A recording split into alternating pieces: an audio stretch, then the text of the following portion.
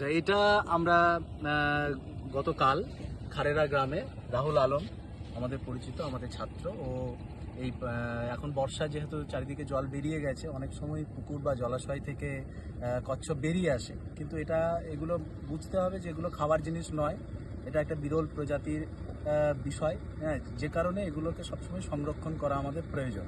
আর এটার প্রজাতি হচ্ছে ইন্ডিয়ান ব্ল্যাক সেল টার্টেল, বা এটা হচ্ছে একটা চিতি বা সুন্দি কচ্ছপ, কাছিমো বলে গ্রামীণ পরিভাষায় এটাকে বলা হয়।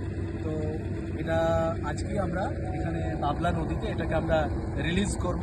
হ্যাঁ, রাহুলের হাত ধরেই, যেহেতু ও এটাকে রেস্কিউ করেছে, ফলে রাহুলের হাত ধরেই এটা আমরা ছেড়ে দেবো। আজকে আমরা সবাই মিলে, আমি, রোহান, ইমদাদ এবং রয়্যাল, সবাই মিলে এসে এটাকে আমরা এখানে রিলিজ করব। তো এখন রিলিজ হবে, ছেড়ে দাও। এই ওইখানে ছেড়ে দাও, ওখানে ছেড়ে দাও, ধীরে ধীরে এগিয়ে যাও। ওখানে ছেড়ে দাও। বাহ,